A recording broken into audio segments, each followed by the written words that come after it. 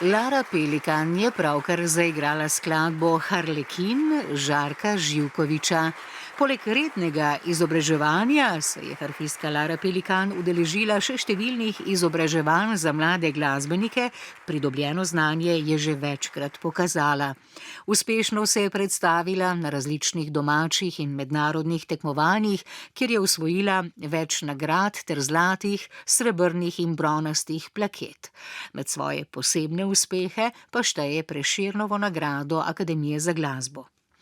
Sodeluje v različnih komornih sestavih in orkestrih doma in v tujini ter redno nastopa na festivalih in solističnih koncertih. Izvedla je že nekaj novitet ustvarjenih za harfo. Leta 2020 je kot solistka nastopila z orkestrom Cantabile, leta 2021 pa še z orkestrom SNG Maribor. Za konec oddaje Mladi virtuozi, ki jo posvečamo njej, bomo slišali še glasbo Lujza Špora. Slišali bomo njegovo fantazijo v C-molu opus 35 za harfo solo. Posvetil jo je svoji ženi, priznani in spretni harfistki, ki je v njem zbudila zanimanje za ta inštrument. Zanjo je napisal več del. Med solističnimi je tudi fantazija, ki so jo takratni kritiki označili za najpomembnejšo in najbolj genialno kompozicijo, ustvarjeno za harfo v tistem času.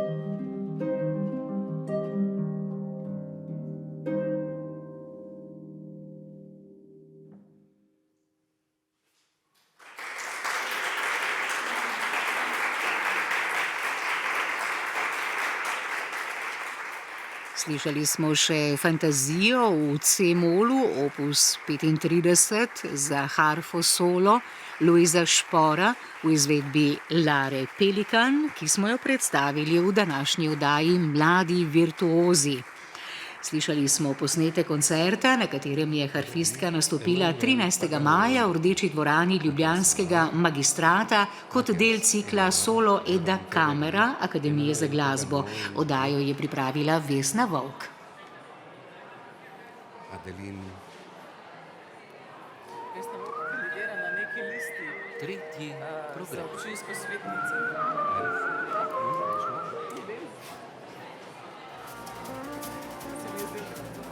Ars na 38. slovenskem knjižnem sejmu.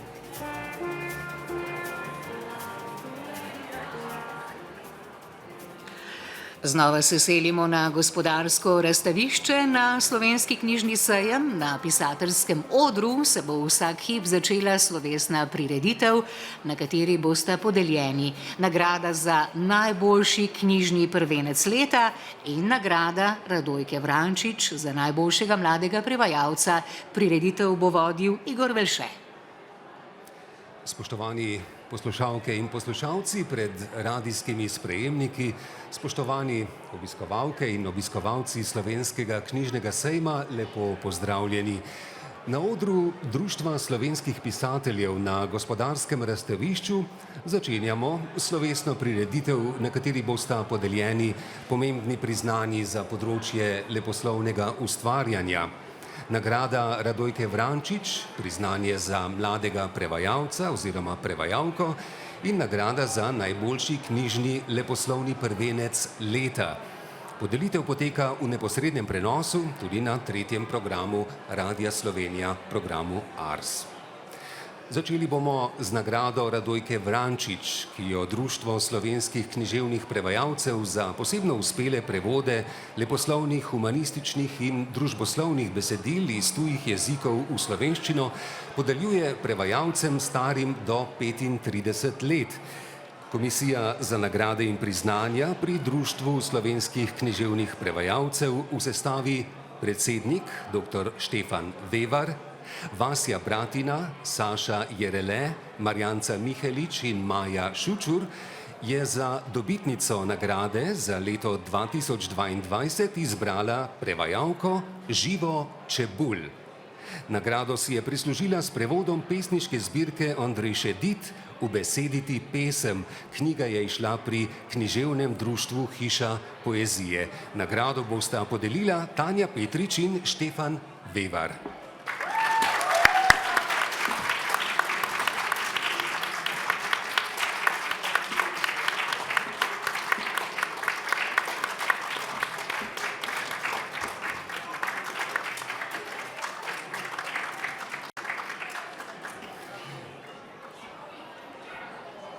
In zdaj k utemeljitvi nagrade. Živa Čebulj, po izobrazbi francistka in slovenistka, deluje kot književna prevajalka, lektorica in gledališka lektorica. Med njenimi avtorji so prozaisti Matjaž Senar, Jérôme Ferrari, Emmanuel Pagano in drugi. Rada se loteva tudi prevodov za gledališke uprizoritve. V zadnjih letih je opozorila nase z domišljenim in igrivim prevodom fantazijske pripovedi Christelle Dabos v 4 knjigah s skupnim naslovom Zrcalka, Zimska zaročenca, Izginotja na mesečini, Spomin Babilona in Vihar odmevov, ki so izšle pri založbi Sanje. Strategije pri prevajanju jezikovno skopih, a ekspresivnih besedil, ki zahtevajo elegantne in učinkovite rešitve, je brusila tudi pri romanu Resnično življenje Adeline Dieudonné. Del njenega prevajalskega udejstvovanja pa je posvečen francoski poeziji, zlasti v sodelovanju z založbo Hiša poezije. André Chédid, francosko pesnico in pisateljico sirsko-libanonskih korenin, ki se je rodila in odraščala v Kairu, pozneje pa ustvarjala v Parizu, opredeljujeta svetovljanstvo in sredozemska svobodomiselnost. Njena poezija je visoka šola eksistencialne lirike, ki zaobseže vse, iz česar sta življenje in predvsem njegovo bistvo ljubezen. Pravzaprav jo vseskozi raziskuje, obsesivno ima skuša priti do dna, pri tem pa ostaja kajpak fragmentarna, potujoča, nekoherentna, ujeta v enigmatično metaforiko. A kako bi lahko bila drugačna, ko pa sta tudi življenje in ljubezen natanko taka in človeka večno pehata v negotovost in dezorientacijo? André Chédid se zaveda, da so njene pesmi neulovljivi fragmenti, v katere skuša zazankati resničnost, a je daleč od vsakršne resignacije.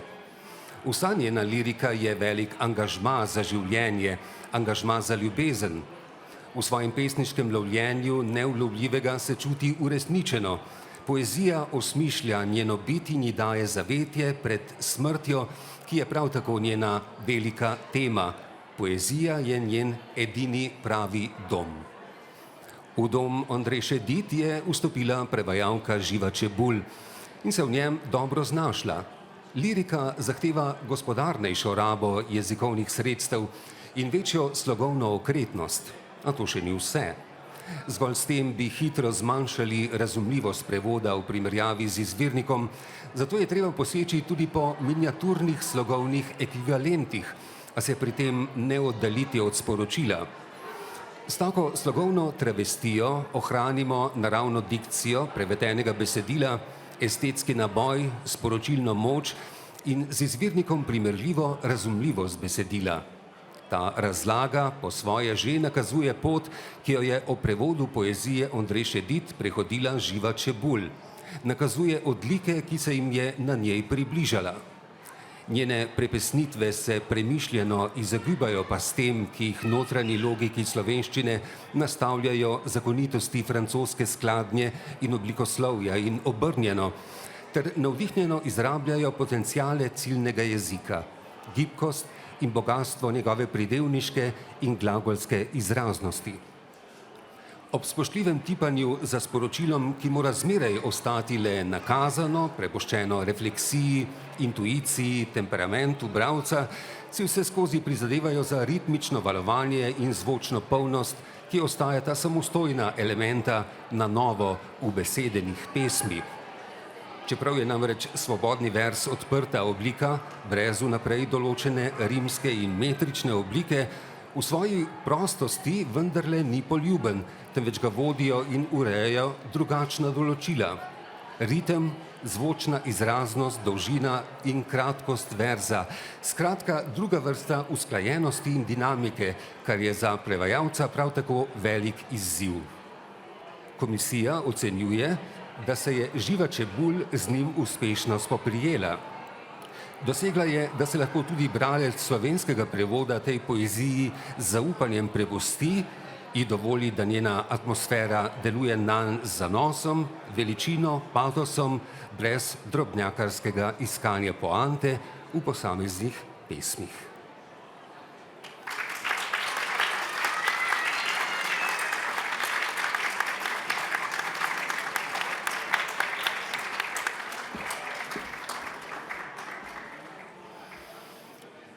Zdaj pa k nagradi za najboljši literarni knjižni prvenec, ki jo je letos izbirala komisija v sestavi predsednica Suzana Tratnik, Nada Breznik in Borut Gombač. V ožji izbor za nagrado so se uvrstile knjige Leteči ljudje avtorice Ajde Bračič. Knjiga je izšla pri Literarno-umetniškem društvu Literatura. Ime mi je Sarajevo avtorice Adriane Kuči. Knjiga je izšla pri založbi Litera. Trgetanje avtorja Pina Pograjca. Knjiga je izšla pri Literarnem društvu IA. Krek spod na požarnih štengah avtorice Veronike Razpotnik. Knjigo je izdalo književno društvo Hiša poezije. In knjiga Zakaj molčič Hava avtorice Selme Skenderovič. Knjiga je izšla pri Javnem skladu za kulturne dejavnosti. Nagrado za najboljši literarni prvenec bo podelil predsednik Društva slovenskih pisateljev Dušan Merc, kot je že znano, pa jo prejme avtor knjige Trgetanje Pino Pograjc. Pino Pograjc se zaradi bolezni žal ni mogel udeležiti današnje slovesnosti, nagrado bo v njegovem imenu prevzel urednik knjige Dejan Koban.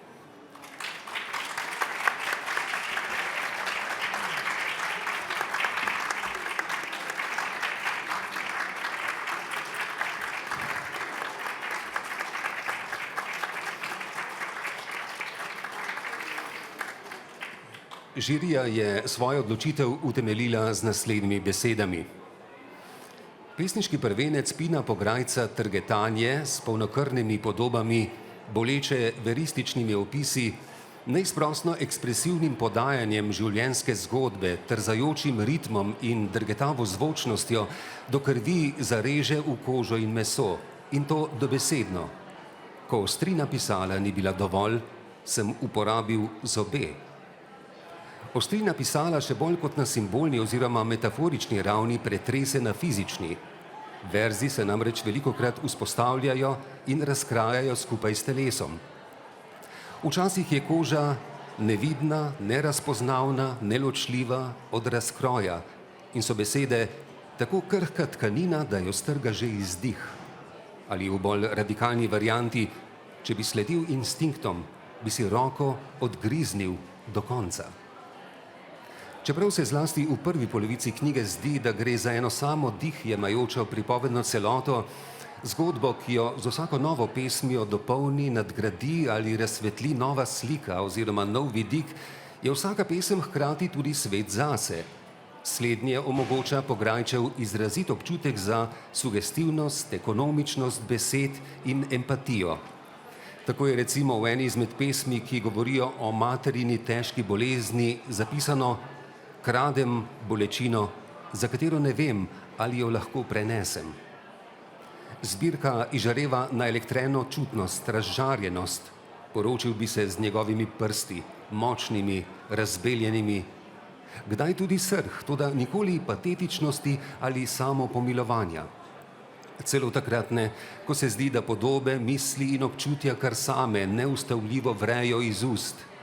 V ustih so trske, ki lahko vsak trenutek raznetijo požar, kajti vesolje je glava, vžigalice v procesu gorenja. Pri tem pesnik zelo premišljeno uporablja tudi zamolke. To niso zamolki, ki v poeziji pogosto razpirajo ali poudarjajo skrito metaforičnost ali metafizičnost verzov, ampak zamolki, ki na glas pripovedujejo tudi tam, kjer obup, groza ali strast nemalokrat dobesedno zamašijo grlo. Pri tem se zgodi nekaj presenetljivega. Bolj je pesem osebna, intimna, bolj je tudi obča, bolj otipljivo in neposredno nam razgalja koordinate sveta, v katerem živimo. Povedano drugače, vedno je nekdo poleg tebe, da te samota še bolj raztrga. Gre namreč za poezijo, ki ne prenese branja z varne razdalje. Ne beremo je, ampak podoživljamo globoko v telesu.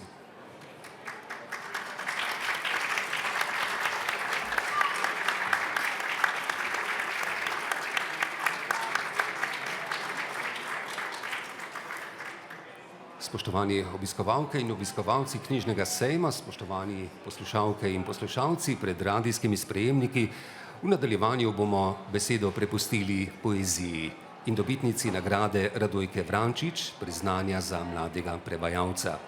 Pogovor z njo bo vodil Matej Juh. Najprej pa poslušajmo izbor pesmi iz zbirke Trgetanje Pina Pograjca. Mateja Perper, prosim. Prastrah popraska. Z mamo sem bil v avtu, z očetom na telefonu. Po mesecu razraščanja blodenj, prepoznavanja slabih namenov v očeh vseh tistih, ki mi želijo dobro, je tok mojih misli dosegel vrhunec v psihotični erupciji. Ničesar ne prispevam, sem le breme, ubil me bo. V navalu panike sem iskal izhod in se ga domislil, svetle točke pribežališča. Moram v polje. V avtu sem se pretvarjal, da ne morem več govoriti. Začel sem blebetati, izkašljevati soglasnike, se sliniti okoli ust, ker sem vedel, da mami ne bo zadoščala le prošnja, da me odpelje. Prestrašena me je vprašala, ali bi se zdravil, in prikimal sem. Polja sem se spomnil iz pogovorov z njo. V srednji šoli sem ji opisoval panične napade, oprijem tesnobe. Rekla je, kot bi poslušala sebe pri 20-ih. Moral sem vedeti, kdaj so se končali, ko sem spoznala tvojega očeta. On mi pove, da ga je njen sorodnik, ko sta z mamo še hodila in je prvič obiskal njeno družino, najprej vprašal, veš, da se ji je malo nazaj zmešalo? Bilo mu je vseeno. Pri 20-ih je mislila, da je njeno telo pod nadzorom tujih sil, ki usmerjajo vsak njen gib, vsako njeno misel.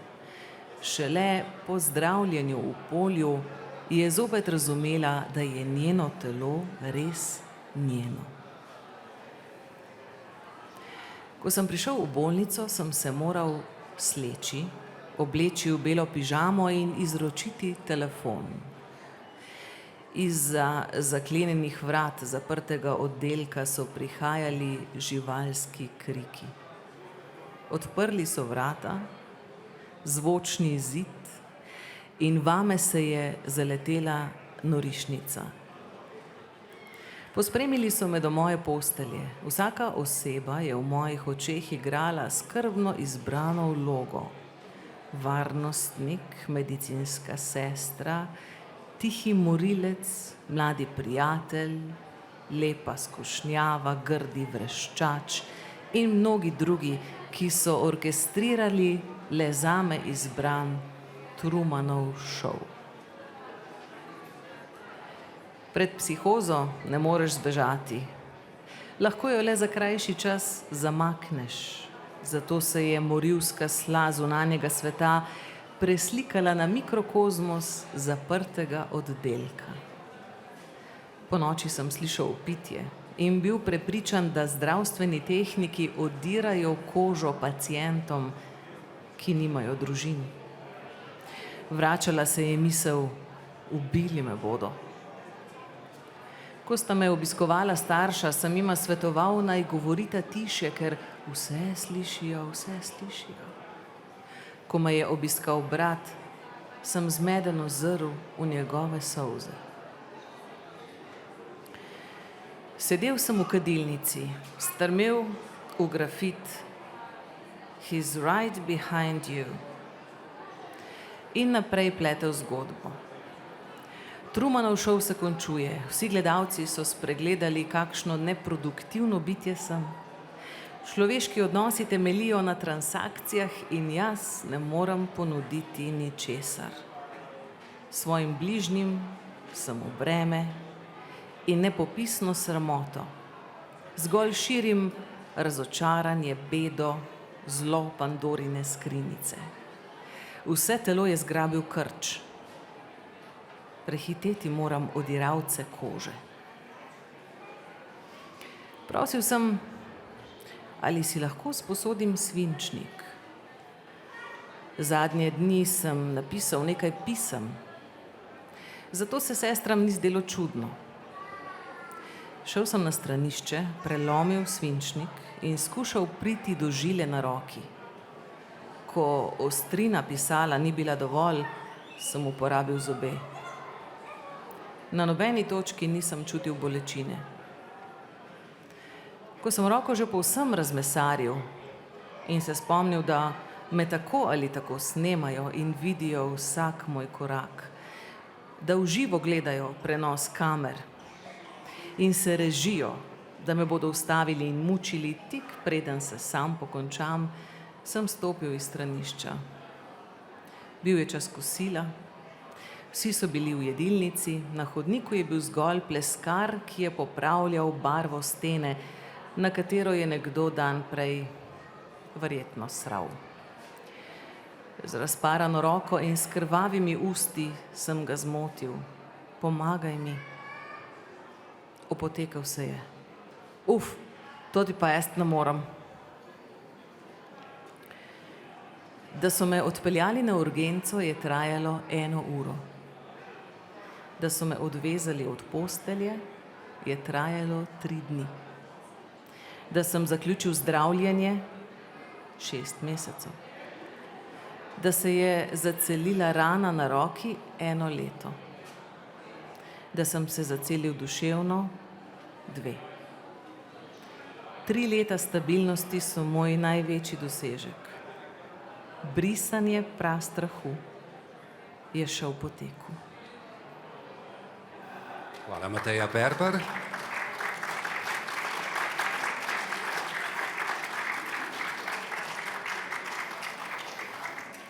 Pino Pograjc, kot rečeno, danes žal ni mogel priti zaradi bolezni, poslal pa nam je zahvalni govor.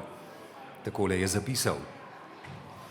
Najprej bi se rad zahvalil komisiji, predsednici Suzani Tratnik ter Nadi Breznik in Borutu Gombaču, ker so v mojem delu prepoznali kakovost in ga izbrali za nagrado.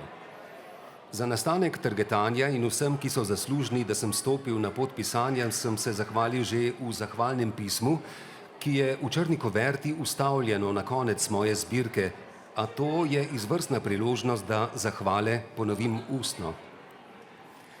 Za nastanek targetanja v fizični obliki bi se najprej rad iskreno zahvalil urednikoma Črne skrinjice Mihi Mavriču in predvsem Dejanu Kobanu. Srečala sva se že leta nazaj, ko sem v najstniških letih prvič nastopal na odrih mladinskega centra Kotlovnica v sklopu slam pesniških tekmovanj Pest besed. Kotlovnici in organizatorjem Pesti besed bi se rad zahvalil, ker so mi dali priložnost, da sem v svojem mestu lahko stopil na oder in pred ljudmi bral svoje pisarije. Dejan je bil včasih na teh dogodkih žirant in na začetku ni bil navdušen nad mojim ustvarjanjem. Z mojim piljenjem in izboljševanjem sem ga vsakič malo bolj prepričal, dokler nisem lani sestavil prvenca, ki je imel takrat drugačen naslov in ga poslal na razpis Sončnice. Dejan je bil spet v žiriji in takrat, na srečo, nisem bil izbran. Pravim na srečo, ker moj prvenec takrat še ni bil v obliki, s katero bi bil zadovoljen, ker sem ga sestavil v 1 tednu.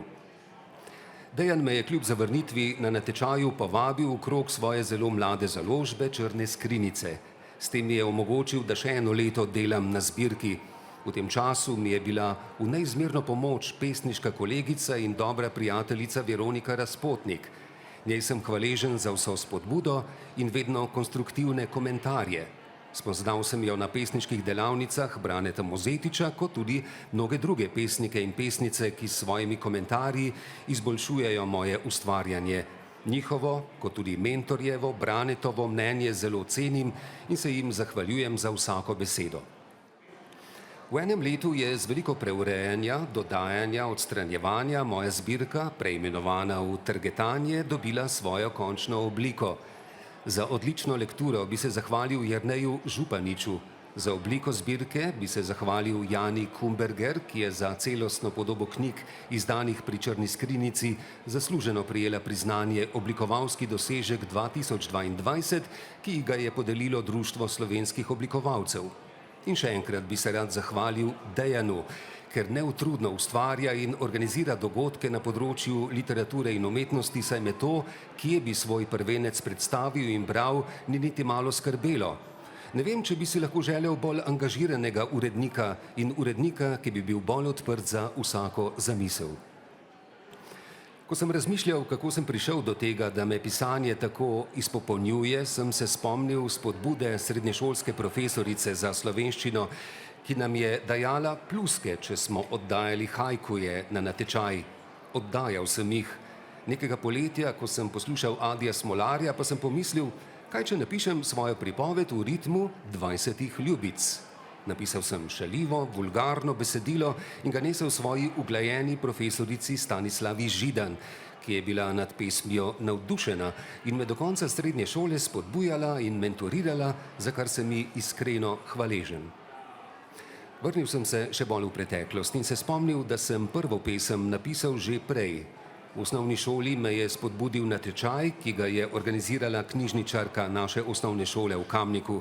Udeleževal sem se vsega, kar je organizirala, ker je bila njena majhna kletna knjižnica moje varno mesto. Učila nas je kaligrafije, prirejala je literarne večere, vedno sem sodeloval pri prodaji knjig na njenem šolskem sejmu in odmore preživljal zakopan med njenimi knjigami. Knjižničarki Marti Grkman se iskreno zahvaljujem, ker mi je pomagala gojiti ljubezen do knjig.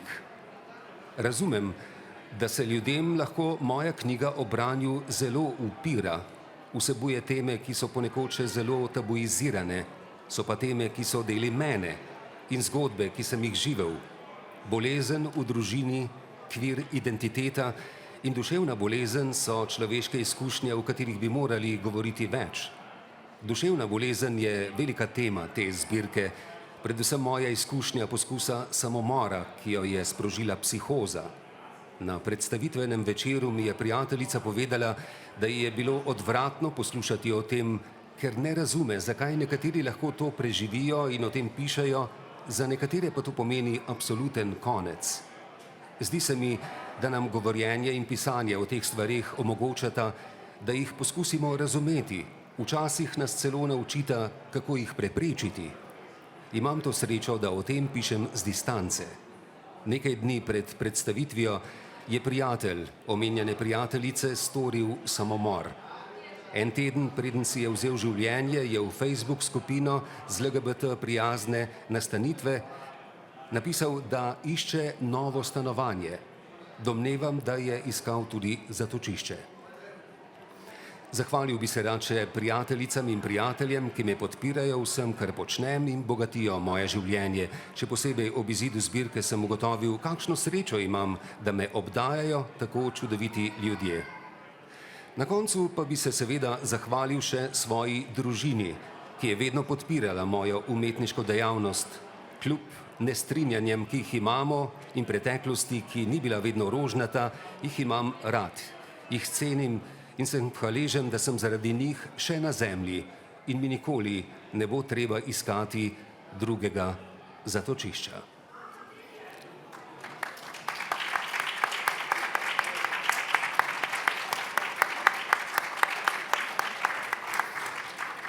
Tako Pino Pograjc, prejemnik nagrade za najboljši literarni prvenec v svojem zahvalnem govoru.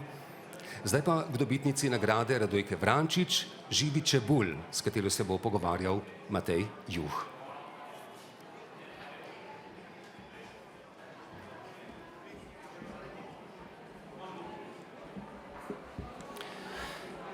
Lep pozdrav v mojem imenu in v imenu Uredništva za kulturo programa ARS, ki skupaj z obema društvoma, Društvom slovenskih književnih prevajalcev in Društvom slovenskih pisateljev prireja ta današnji dogodek. Živa čebulj, mogoče kar preideva k bistvu. Vaš prevajalski opus je že kar obsežen, še bolj pa je raznolik. Kot smo lahko slišali v utemeljitvi, se kot prevajalka suvereno sprehajate med prozo, poezijo in gledališčem.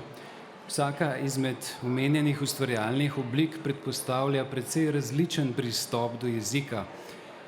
Vem, da bo moje vprašanje zahtevalo precej obsežen odgovor. Pa vendar, kako ste se kot mlada prevajalka srečali z vsako izmed njih, se pravi teh oblik, in kako doživljate razlike med njimi? Govorim torej o prevajanju za gledališče, prevajanju proze in prevajanju poezije. Je katero izmed omenjenih področji zahtevnejše od drugih? Hvala za vprašanje. Najzahtevnejši se mi zdijo v resnici tisti projekti, ki se jih ne lotevaš s srcem. In sama sem zase, jaz mislim, da lahko rečem, da takih projektov praktično nisem imela. Kar se pa tiče recimo prevajanja za gledališče, proze ali pa poezije, je sicer res, da imajo te literarne vrste različne svoje specifike, različne posebne značilnosti. Recimo za prozo je res treba, še posebej za kakšne špehe, je res treba sedeti in biti za računalnikom, s knjigo, s slovarji in tako. Poezijo se je včasih treba, ali pa je zanimivo naučiti se tudi na pamet, pa potem iti na kak sprehod, pa prideš domov, pa je prevedeno. Recimo za gledališče je pa stvar, ki je nujna, čeprav je to v resnici nujno tudi pri prozi in poeziji, vsaj v mojem primeru, no, je to, da si stvari preberem na glas. Recimo za gledališče sploh, kako bi se reklo in tako, ampak tudi poezija recimo in proza, no, to so recimo specifike. No, zdi se mi, da popravite me, če se motim, da ste za študij in delo izbrali zelo posrečeno kombinacijo tujega in slovenskega jezika. Se prevajanje leposlovnih besedil zahteva tudi obvladovanje ciljnega jezika, v našem primeru slovenščine. Slednjo živite tudi kot lektorica, ne le pisnih besedil, pač pa še kot gledališka lektorica, kar vam verjetno omogoča poznavanje slovenskega jezika v najrazličnejših legah in oblikah. Kako bi to komentirali? So vse te izkušnje seveda dobrodošle potem pri prevajanju? Ja, vsekakor. Tako lektura, recimo delo v gledališču kot prevajanje, to so ene velike dimenzije mojega dela pa mojega življenja, ki se med seboj oplajata, recimo. In pri obeh, tako pri prevajanju kot pri študiju besedila za uprizoritev, se pravzaprav ti žanri pa ta način dela te ves čas opominja, kako je jezik nekaj velikega, kako se ga nikoli do konca ne naučiš. In pravzaprav s tem, ko se učiš jezika, se učiš tudi in skozi tekst, ne, se učiš pravzaprav tudi sebe. Ja, in obe ti področji se pravzaprav vedno lahko oplajata med seboj. Lahko prepoznavam skoraj, da katere projekte sem delala vzporedno, recimo v gledališču ali pa v prevodu. Obenem pa to tudi bogati mene, no. Na tej točki bi se pa tudi rada zahvalila, no, pravzaprav komisiji, ki je prepoznala moje delo, ki me je opazila in tako res iskreno cenim.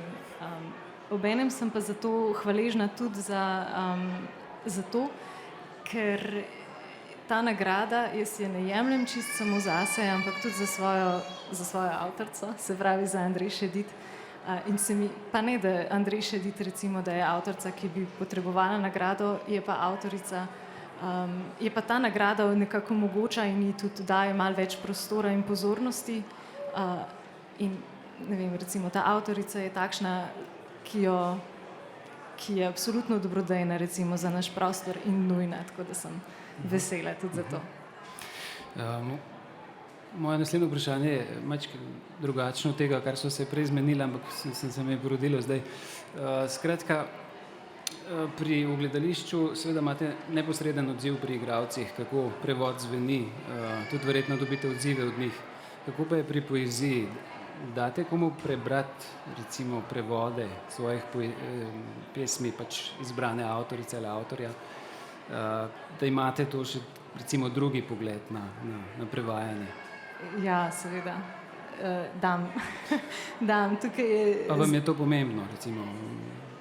Ja, je zelo pomembno. Zato, ker včasih pri velikih avtorjih, recimo tako kot je bila Andrej Šedit, to je tako velik avtor, da ga težko sam naseliš celega. In včasih se zdi, da ga imaš, pa ga primeš za roko, pa nekam pelješ. In ta drugi pogled je res pomemben tukaj, zato ker zna povedati, zna opaziti, zna reči, hej, tole je pa mogoče bolj tvoja smer, kot pa smer avtorice, ne? In potem zna pokazati pot, kam, kako priplavati nazaj in tako. Tukaj je imela, na tem mestu bi se pa lahko zahvalila tudi Nadi Dobnik, ki je bila urednica te zbirke Ubesediti besedo, pesem seveda, in je pri tem opravila to veliko delo drugega pogleda. No, Andrej Šedit je prejemnica 2 nagrad Goncourt in številnih drugih. S knjigo Ubesediti pesem v knjižni obliki pa se prvič predstavlja slovenskim bralcem. Ker ima zanimivo življenjsko pot, predlagam, da jo predstavita. O njej pišete tudi v spremni besedi v knjigi. V spletnih predstavitvah lahko preberemo, da gre za egipčansko-francosko avtorico libanonsko-sirskih korenin. Kako se je recimo do svoje nacionalne pripadnosti opredeljevala sama, ker gre res za zanimivo osebnost tudi z tega vidika? Ja, res je. To je res svetovljanska sredozemska avtorica. Sama zase je predvsem govorila, da je, če že kaj, orientalka ali pa levantinka, predvsem pa sredozemka ali svetovljanka. Rodila se je v Kairu leta 1920 in potem obiskovala recimo te pravzaprav francoske šole, zato ker so bile arabske šole takrat deklicam zaprte. No, hkrati s to francosko izobrazbo nekako se je pa odpirala tudi neki francoski svobodoljubnosti. In potem naprej je študirala na ameriški univerzi v Kairu, doštudirala iz novinarstva. Tudi prva njena pesniška zbirka je bila napisana v angleščini. Potem pa sta se z možem po vojni, po drugi svetovni vojni zelo hitro preselila v Pariz, kar se je baje njenim bližnjim zdelo sploh čisto čudo, ker pač Kairo je vendar cvetoče mesto, Pariz pa izmučen od vojne, ampak ona dva sta verjela v to, da je treba iti tja. Kupila ogromno stanovanje in si naredila tam veliko življenje. Potem sta dolgo časa živela tudi skupaj, ampak vendarle enkrat tudi postala eden tistih mitičnih pariških parov,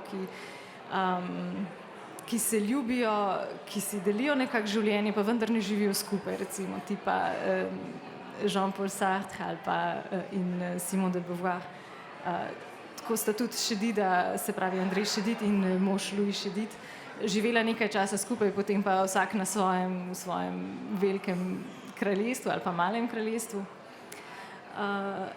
In potem proti koncu življenja je pa Andrej Šedit doletela tudi Alzheimerjeva bolezen, ampak prav njena recimo vera v življenje, pa vera v to neko ustvarjalnost je ni v resnici nikoli zapustila in je bila do konca življenja pravzaprav je pisala pesmi in notranje izkušnje tudi o tem, tudi pravzaprav v bolezni je našla navdih, našla življenje, našla eno nor pogum in moč.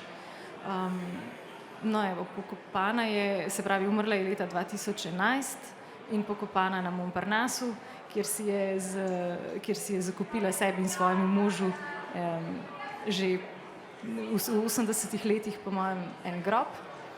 In no, pred parimi leti se ji je tam pridružil tudi mož. Tako da po nekem času, nekem obdobju neprebivanja skupaj, sta zdaj pa je spet skupaj. Kdaj ste se pa seznanili z Andrej Šedit kot avtorico, jo začeli raziskovati in kdaj vas je toliko navdušila, recimo, da ste začeli razmišljati o tem, da jo boste prevajali? To bo, mislim, da 11 let, ker sem našla knjigo, eno fantastično antologijo iz založbe Galimar. To je antologija sredozemskih pesnikov, vseh sredozemskih držav, vključno z nekaterimi slovenskimi pesniki. In zbirka je v francoščini in vzporedno z jeziki, pač z izvirnimi jeziki teh izbranih pesnikov. Tako da res zanimiva zbirka in tam je tudi bila Andrej Šedit, ena izmed zbranih. In ja, to so bile recimo prve pesmi, ki sem jih potem prevedla, izbrala in potem jo začela malo bolj resno spremljati. No. Tako da 11 let. Lahko pa rečem še, da sem, ko smo začeli resneje razmišljati tudi o zbirki, o prevodu cele njene osebne antologije, se je pa v bistvu naslov v slovenščini rojeval kakšnih 5 let. No. Ampak zdaj sem zadovoljna z njim. Če se še vrneva, seveda Andrej Šedit, ona je bila, kot smo videli tudi iz vaše pripovedi, svobodomiselna ustvarjalka, ki je imela kljub temu, da je izhajala iz premožne družine, posluh za socialna vprašanja, sami pa jo imenujete pesnica ljubezni. Lahko poveste mogoče malo več o obeh vidikih njenega ustvarjanja, se pravi socialnem na enem in predvsem seveda osrednjo tematiko ljubezni. Kaj bi se dalo povedati? In seveda, kakšno mesto ima v resnici ljubezen v njeni poeziji? Kako jo umesti nekako? Ne? Se pravi, to v resnici nista dve dimenziji njene poezije, ampak bolj ena in ista poezija. Mislim, ena in ista dimenzija. Pri njej gre res za ljubezen, ki ni nujno, sploh recimo erotična. Se pravi, erotične ljubezni je izredno malo v njeni poeziji. Je pa ljubezen najprej do življenja, pa potem ljubezen do poezije, pa vera v besedo in tudi vera v ljudi. In pravzaprav je vse to je prežeto z eno veliko ljubeznijo. In ta ljubezen opogumlja, omogoča ljudem, oziroma bralcem, vabi bralca, da gre po svoji poti. No. Pravzaprav je v resnici to je ta ljubezen. Ljubezen do življenja, ki prežema vse. In to je recimo tudi to, kar sem prej omenila. Ne. To je ta ljubezen, to je to življenje, ljubezen življenje, ki je omogočalo pisati tudi potem, ko je v bolezni. Ne. To je recimo, mislim, ja, življenje je največje, ker omogoča tako ljubezen in ljubezen obenem omogoča življenje. Ne. In smrt, ki je tudi tema njene poezije, pravzaprav je ob tem ni nek protipol, ampak je nekaj, kar življenje omogoča. Se pravi, tako malo monteskejevsko, ona tudi, Andrej Šedit tudi govori, da ne umremo od bolezni ali pa od starosti, recimo, ampak umremo od tega, ker smo živeli. Ste se našli verjetno tudi sami v teh njenih pogledih na ljubezen in življenje? Verjetno je to tisto, kar vas spodbudi potem pri prevajanju. Ja, res je, pa v resnici ne bi znala povedati, kaj sem se našla sama, ali sem se pravzaprav ob tej njeni poeziji, pa ob tem globokem branju, ki je prevajanje, pravzaprav tudi naredila. Lahko bi rekla, da me je Andrej Šedit na nek način tudi malo oblikovala. No. Ja. Kot smo lahko slišali še v utemeljitvi nagrade, Lirika zahteva gospodarnejšo rabo jezikovnih sredstev in večjo slogovno okretnost. Lahko to malo konkretizirava ob knjigi Ubesediti pesem in poeziji Ondrej Šedit. Skratka, ste imeli te stvari v mislih, ko ste prevajali, oziroma kako gledate recimo na tako utemeljitev? Ja, To je težko vprašanje. To je zelo zahtevno vprašanje. Ja, jaz mislim, da na nek način sem mogoče na to že malo odgovorila s tem, ko sem omenila, koliko dolgo časa sem iskala pravzaprav prevod naslova. Ja, to so ene tako, to je ena zelo lepa jezikovna gimnastika, bi lahko jaz rekla. In pravzaprav te vabi, da prevprašuješ tako svoj odnos do povedanega, kot do načina, kako je bilo to povedano in tudi, kaj to naredi tebi in kako narediti, da bo to lahko naredilo tudi nekomu drugemu. Ne vem, zdaj slogovno lahko gremo v to, da recimo francoščina omogoča skrivanje recimo spola literarnega subjekta, pa ga je Andrej Šedit kar dostikrat skrila, medtem ko slovenščina recimo v pretekliku želi, da povemo, kdo je gledal pa kdo pogledal, ali je bil moški ali je bila ženska. Pa vedno nisem želela tega razkriti, no, tako da evo, na ta način sem potem delala salto in mortale. Kako pa je recimo pri vas s prevajalskim strahom pred recimo literarnimi težkokategorniki, kot sta Andrej Šedit, prevajali ste, kot smo slišali, tudi Matjasa Enarja. Skratka, ko imaš v mislih nekoga, neko tako veličino in ti si mlad prevajalec, prevajalka, je ta strah prisoten ali ne?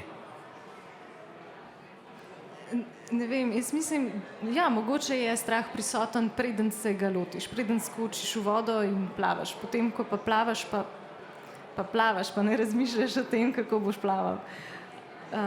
In sploh se mi zdi, da veliki avtorji, ne vem, mogoče veliki avtorji, mogoče jih ni tako zelo težko prevajati, zato ker so tako veliki. Zato, ker če jim zaupaš, te sami peljejo tja, kamor so v resnici želeli. No. Ja, jaz mislim, da če je strah, pa če je občutek neke majhnosti, pa to mora biti, ampak ne vem, če so avtorji res dobri, na to pozabiš. Prisilijo te, da odmisliš sebe, svojo malo osebo, svoje strahove, ki so vendarle tudi del nekega ega. In te, pač, če se jim prepustiš, te oni peljejo. No. Gre za zaupanje najbrž. Še mogoče vprašanje povezano s tem.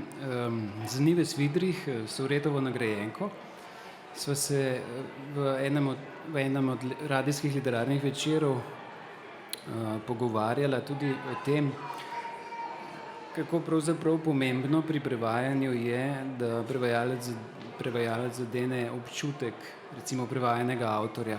Pa me zanima, kako je s tem pri vas. Skratka, ona je govorila o tem, da se potopi v avtorja samega, v njegov način pripovedi, in ko to doseže nekako, je veliko lažje potem stvar dejansko prevajati. Kako je s tem pri vas?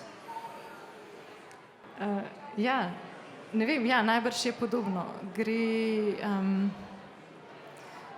Gre najbrž za to, koliko te avtor spusti k sebi in koliko si kot bralka recimo odprta do tega, kar želi povedati. In ja, ni samo to, ne, potem je treba to tudi znati o tem prerazmisliti in povedati na novo.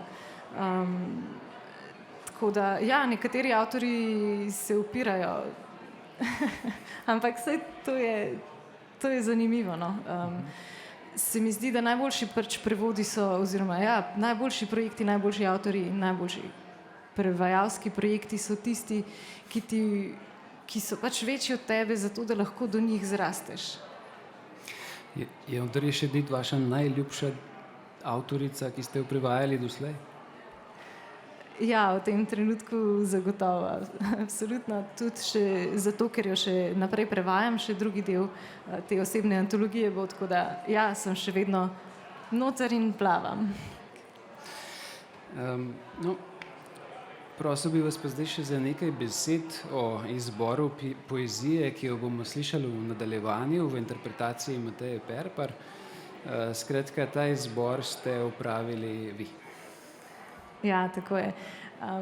Izbrala sem najprej pesmi, potem sem šele ugotovila, to so pesmi, ki sem jih praktično tudi prve prevedla in ki so se me prve dotaknile, so zato tudi dostopne recimo zato, da se jim prisluhne.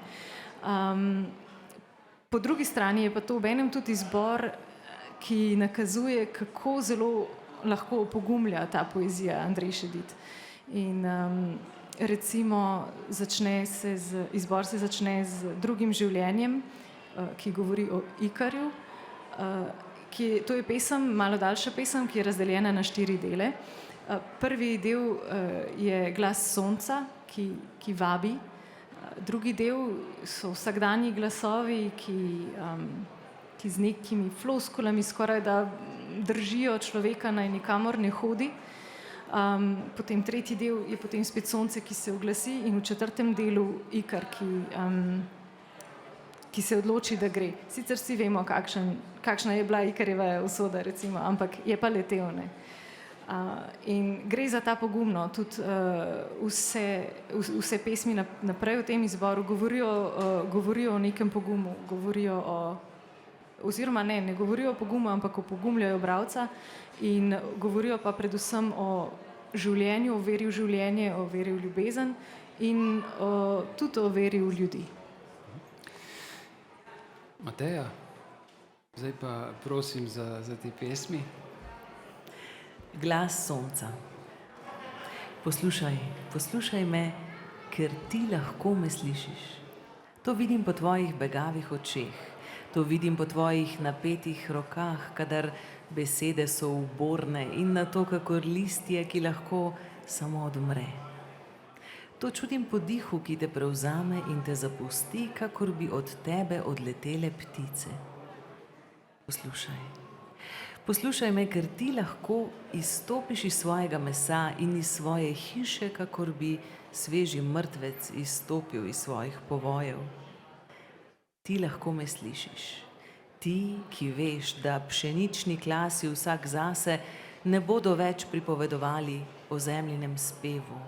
Ti lahko me slišiš. Ti, ki iščeš življenje in razloge zanj. Ti, ki veš, da vse je še kaj drugega. In skrivnost, katere del poznaš, je prav tako resnična, kakor zven tvojih korakov po asfaltu mest. Sem krik, ki je v tebi. Poslušaj ga in pusti ta kraljestva brez ugank, kjer dan se za dnem zaloputne, kakor polkna pri lepo vzgojeni hiši. Sem krik, ki je v tebi in bo oluskal tvoje prvo rojstvo. Sem krik, ki je v tebi. Sem krik ljubezni, ki je v tebi. Strašnejši kot tesnoba jutra in kot morja, katerih globine raziskuje noč. Drugi ga nočejo. Pustijo, da se v njih nabirajo zastonske žetve, med katerimi si ne morem utreti poti. Sem krik, sem strašen, nežen krik, ki je v tebi in ki prebiva na tvojem najbolj razgaljenem obrazu. Naj te vzame, da ne boš imel več obstanka, naj dvigne tvojo mlado glavo, naj v sencih ti razbija in v tej sveti točki med očmi. Vsakdanji glasovi. Kaj iščeš drugje? Dovolj je dnevu njegova lastna teža. Pajek nezaupljivosti nam je prste spredel skupaj, naše oko dolbe tvoje razloge. Ostani. Življenje smo si napravili okoli tebe. Tvoje ure smo, tvoja števila, tvoji zakoni smo. Raztrgali te bomo, zaman tečeš, zaman letiš, previdnost je kraljica. Vi ste sin te matere, vi ste moški te ženske in to za zmeraj. Vi ste sin te zemlje, vi ste moški te hiše in to za zmeraj. Nesreča ima zveste spremljevalce, živeti je treba preudarno, kaj iščeš drugje? Drugje dvom pokriva stvari s svojo senco. Bili smo tudi mi ustvarjeni za potovanje, a glej na naših čelih sledove povratka. Umetnost je dolgoživa, življenje je kratko, čas je denar. Hočeš krila večje od gnezda, sam boš, dvignili se bodo proti tebi, norčevali se bodo iz tebe, sam boš. Sen človeka, sen človekove ljubezni ne obstaja. Glas sonca. Človekov sen obstaja, obljublja čas smeha in trav, razgrinja se kakor prvi nanos svita. Človekov ples obstaja, plamen, vzklik in tisti trenutek, ko imajo tišine isti glas. Človekov sen obstaja, upanje na skrivnem čuva svoj golobičji let. Noč prinaša živahen dan na čelu, človekov spev obstaja. Porajal se bo z ustnic na ustnice, da se konča čakanje. Človekov sen obstaja, narejen iz zemlje in krvi, vdrl bo v pomlad. Ikarov odhod. Vem, da je treba oditi in drugo, kaj mi mar. Biti ptič, biti meso, biti dom in biti živ, izgnan in nežna korenina, biti norost in resna žetev. Oditi, vedno iti, tja, ker se življenja vsa pomešajo, kjer sen in kri sta eno. Kaj mi mar je kleni smeh, močvirja brez sonca in smrt, kaj mi mar. Smrt, lagodna smrt, ta svetilka, ki je vse več. Srce, ki potuje. Daleč od obredi, ki nas strejo v pepel, od templjev, kamor ne bo se zaman trudil stopiti, daleč od medeninastih sil, ki jih druge sile prevračajo. Izvolimo spet življenje na vrhu ranjenega dne. Rajši nestalen sad kot marmornata črka, rajši vedno iskati in nikoli vedeti. Obok prek grmovja, krilo prek pasti, rajši kot zlovešča freska dokončne resnice. Čas se topi kakor vosek in zapahi se vdajo le srcu, ki potuje. Skrivna zemlja. Ne oziraj se proč, moja zgodba je tvoja. Vsak pesnik nosi v srcu srce tega, ki posluša. Kakor ti sem se pritaknil te zemlje in življenje se je potrpežljivo poiskalo v mojih očeh. Sem znal ohraniti njegovo podobo, nedolžnost in reci, česa nam manjka, da bi razpletli edino pot. Letni časi, obrazi, ki niste nikoli enaki, cvetovi, noči in čudesa takoj izgubljena. Vse dobiva jasno obliko in izhoda ni. Napaka, nato rosa, za vsako radost polom. Če bo dih postal plitev, se bodo dvignili drugi ognji. Zasledovalec sem, nikoli ne bom razvezal obroča, pa vendar celi gozdovi klijejo ob reki in umirajo, brez trušča se vračajo k zemlji. Peščevje norosti nenadoma pomirjeno se prepušča bregovom povratka. Zasledovalec sem, grem, to je moja pot. Naše dežele ni nikjer in mi le majhen dih na ozki dlani časa. Najstnik brez prihodnosti. Za vrtove zemlje, za vodnjake same ljubezni, za žito in slak, za losa in kraljička, za tako obljubljeno mladost, za spet najdenega prijatelja, za vse besede, ki jih hočem še izreči, za smrtnike, ki jih bom še ljubil, naj živim, naj živim še košček tega časa, ki se nam izteka. Doba ljudi.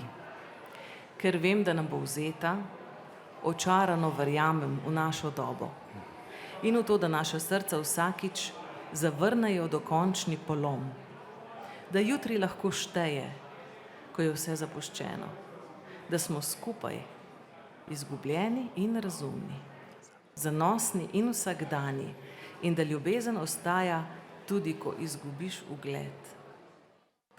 Očarajo me sanje, ki tipajo v prihodnost, želje, ki jih nič ne poteši, to, da smo lovci in plen hkrati, gladiatorji neskončnosti in ujetniki privida. Ker so kocke neizprosne in smrt zanesljiva, očarano verjamem v našo dobo.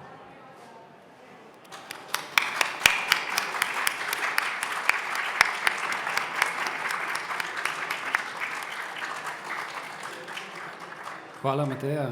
Pri koncu smo. Živa Čebulj, hvala za ta pogovor. Spoštovani obiskovalci prireditve, cenjeni poslušalci za radijskimi sprejemniki, hvala za vašo pozornost. Kot smo že povedali, izbrana poezijo Andrej Šedit in Pina Pograjca ste poslušali v interpretaciji Mateje Perpar. S temi besedami končujemo literarni večer, posvečen letošnji dobitnici nagrade Radojke Vrančič za mladega prevajalca Živi Čebulj in Pinu Pograjcu, prejemniku nagrade za literarni knjižni prvenec leta. Večer, ki je potekal v neposrednem prenosu na 3. programu Radia Slovenija, programu Ars, smo poleg obeh nagrajencev oblikovali Matej Juh, Mateja Perpar, tonska mojstra Urban Gruden in Grega Samar, oblikovalca zvoka Martin Florjančič in Liam Samsa in Igor Velše.